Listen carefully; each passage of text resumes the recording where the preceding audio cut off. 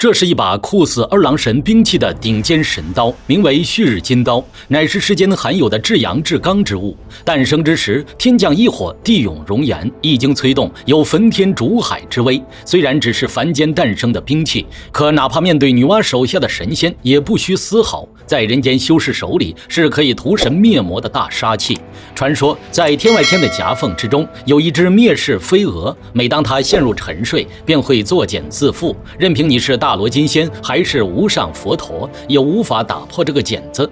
但旭日金刀仅仅只是简单一劈，就如同豆腐般将其劈成两半，由此可见神刀的锋利。孙悟空的金箍棒也只是势大力沉，加上一个坚不可摧，除了大圣外，谁用谁嫌弃。而旭日金刀则不同，它对使用者的加持实在太大了，大到空手战小妖，持刀屠神魔的程度。当然，这么厉害的一把神器，必然不是那么好拿的，因为是至阳至刚的神兵，为了镇压宝刀阳气，世世代代都由圣女国国王收藏，每一任主人都只能是公主的驸马，也是圣女国最为骁勇善战者。这一任的准驸马名为铁木，性格忠厚，义薄云天，和公主两情相悦，只待杀掉作乱的蜈蚣精，他就能名正言顺地入主皇宫，作为新一任神刀之主。可就是因为太过讲义气，对身边的兄弟没有防备，最终遗憾退场。曹静本是中原某个小镇的居民，因为为情所伤，一番波折之后，选择带着红尘知己晏荣出海隐居，来到了猎户族，也就是铁木所在的部落。因为昔日的一面之缘，曹静的孝子之心让这个汉子颇为认可，所以此番投奔给予了他们很多优待。起初这一切都还好，曹静既然出海，就是打算抛弃过去，和晏荣一起平平淡淡的过日子。只可惜云欲尽而风不止，原本想要抛弃的过去又一步步找了过来。郑风这个曹静的一生之敌，初恋被他抢走，曹父被对方老爹揍杀，可以说是曹家的悲剧之源。不知道为什么竟然找了过来，并且一上来就揭他老底。郑风的仆人七成嘴里没个数，人家晏荣跟曹静安静的生活，他硬是打着为女孩好的旗号，对曹静大肆嘲讽。好不容易在猎户族打出一点名气，转头就让破坏了。昔日的初恋让郑风抢了，现在的红颜又被对方的仆人觊觎，换谁不恼怒？一番纠缠之后，曹静又变得无处容身。如果不是晏荣不离不弃，想必男人早就去死了。可有句话怎么说来着？福无双至，祸不单行。晏荣为了让曹静重新振作，不惜委身狐怪，求来仙家宝物。曹静服下之后，瞬间功力大增，力量有了，自信也便回来了。看到狐怪想纠缠晏荣，一拳就把对方打死了。而晏荣曾发下毒誓，不嫁给狐怪便天打五雷轰，然后他就死了，被昔日的老朋友蜈蚣精给打死了。每当曹静要走上正道，总有一个家伙跳出来推他一把。曹静此刻真正成了孤家寡人，良心什么的不需要了，他现在只想杀掉所有的敌人，那些伤害过他、伤害过女孩的混蛋，统统都得下地狱。另一边，蜈蚣精的猖狂也逐渐惊动了官府，铁木召集了一帮勇士，打算用他当作成为驸马的通行证。曹静看到后悄悄尾随了上去。蜈蚣精可不是这些凡人能对付的，普通刀剑根本破不了防。铁木实在是太过骄傲，被蜈蚣精玩虐，一口气下去放倒一大片，狰狞的口气对准谁就死。铁木被钳住脖子，眼瞅着就要完蛋。曹静看准时机，从暗处猛地一跃，横冲出世，大战妖魔，一时之间竟然占了上风。可就当他分神查看铁木真伤势的时候，蜈蚣精不讲武德，搞偷袭，将曹静钳住，用腰躯狠狠缠绕上去。不过没关系，他会开挂。那颗从狐怪手里得到的珠子虽然不起眼，但却的确是个宝贝。危急时刻，男人手中金光一闪，瞬间爆发出10万匹马力，使出一招倒拔垂杨柳，把蜈蚣精摔得七晕八素。3日不见，自当刮目相看。蜈蚣精怎么也没想到，被自己玩弄了那么久的男人竟然会咸鱼翻身，这一次可是跑不掉了。昔日嚣张无比的蜈蚣精此刻低声下气，为了活命啥也愿意干。只可惜最爱的女人晏荣没了后，曹静只想他去死。蜈蚣精狂冒冷汗，机智地提到了他的初恋秀秀。原本所有人都以为秀秀失踪后已经死了，但蜈蚣精身为罪魁祸首，却是知道他还活着。天外天无量洞，这里有着一只洪荒异种大飞蛾，不知道为什么什么对秀秀这个人类特别喜欢。筑巢作茧之时，将自己和女孩包裹在一起，特别奇葩。曹静见了想出手解救，却发现根本打不破。蜈蚣精笑了笑，用放了他作为条件，告诉了曹静方法。近在咫尺的圣女国内有一把至阳至刚的旭日金刀，能劈开天底下的一切东西。只要曹静拿到神刀，再有他小蜈蚣的辅佐，必定能成为天上地下最强的人类。想到深处，蜈蚣精情不自禁地哈哈大笑，浑然不觉曹静脸色阴沉的可怕。呼哧一声，无形铁手捅穿了妖精的腰子，真把姓曹的当傻瓜不成？害了艳荣的家伙，你不死谁死？暗处的铁木看到后有些震惊，但转念一想，自己可是他兄弟，应该没啥事儿吧。不过为了保险起见，铁木还是大方地表示会在成为驸马后把旭日金刀借给男人。曹静则冷漠地表示不必了，想要的东西他会亲自去拿。说完就捏住铁木的脖子，在对方不可置信的眼神中把他捏死了。现在的曹静已然彻底黑化，没有了任何牵挂之后，他已经超凡脱俗。圣女城内，公主在城门等待英雄凯旋，最后却只等来了2具尸体，一个是蜈蚣精，另一个则是铁木。曹静作为最后的赢家，按照规矩则会成为驸马，为圣女国的下一代贡献力量。纵使公主百般不情愿，但国王毕竟不是她。在女王的一手安排之下，曹静成功入赘皇室，得到了拥有神刀的机会。女人做王也是实诚。大婚之后，二话不说就把曹静领到了后花园，交给他传说中的无上神刀旭日金刀。此刀3尖4刃，酷似二郎神手中神兵，金光璀璨，辉煌耀眼，舞动起来虎虎生风，一看就是把好兵器。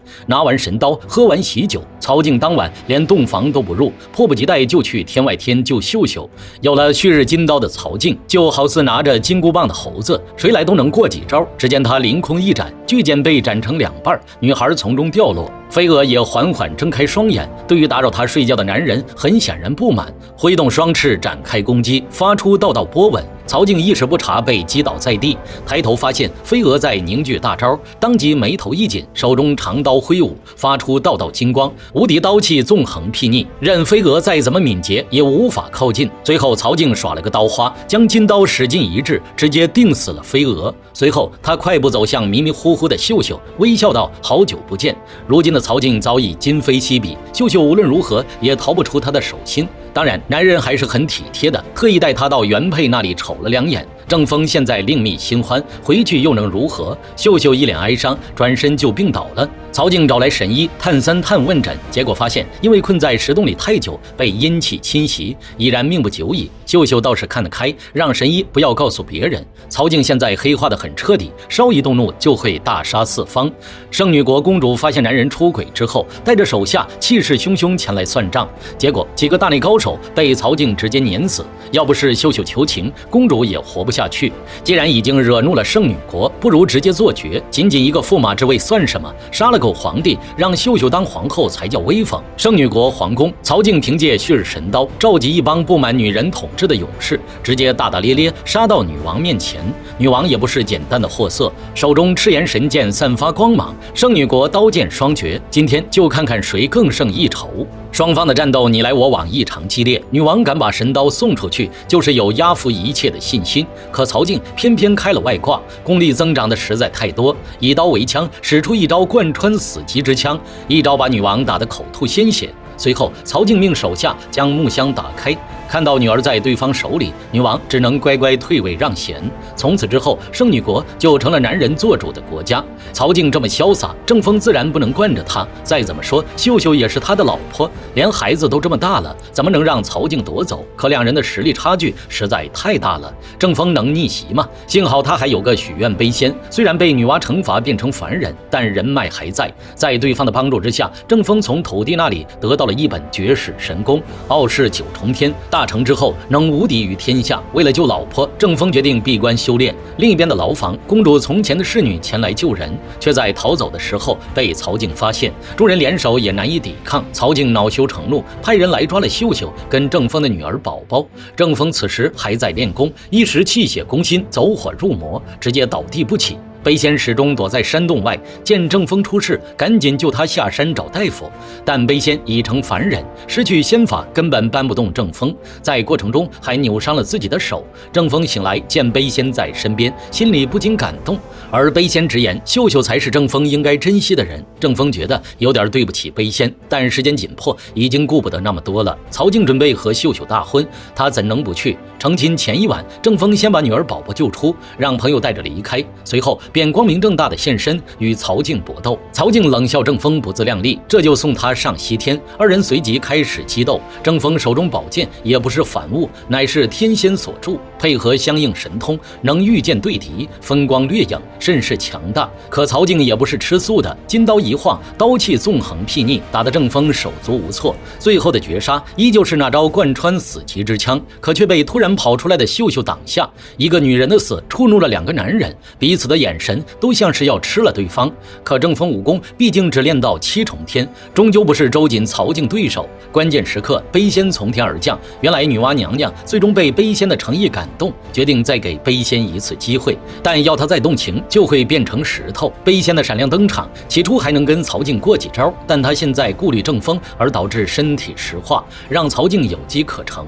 挨了一顿揍之后，重伤飞起。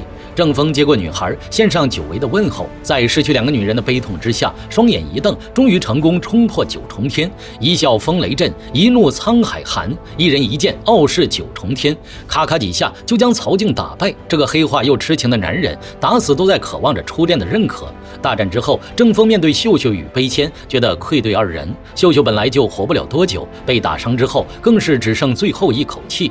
他要郑风好好照顾女儿，然后头一歪就走了。而另一边的悲仙看到这一幕，很是感慨，最终做出一个决定，要用他那千年道行换秀秀一命。土地公很是不解，可悲仙此刻已经看淡了一切，自己这趟人间之旅能认识郑风，了解真爱为何物，已感无憾。随着悲仙的消逝，秀秀成功复活，郑风站在一旁久久不语，想起了和悲仙在一起的点点滴滴。作为他一生之中最爱的2个女人之一，闭目望去，满眼都是她。众人为悲仙立了一个衣冠冢，摆上一个小小风车，希望春风吹起之时，小仙女能够听到。转眼间又过了1年，大家再次回到圣女国，灵芝已为7成生下双胞胎，小不点宝宝依旧活泼可爱。公主大人已经在学着当一个女王，众人依旧怀念着悲仙。突然，宝宝一扭头，在人群中似乎看到了一个熟悉的身影。呼啦啦，风车忽然全部转了起来。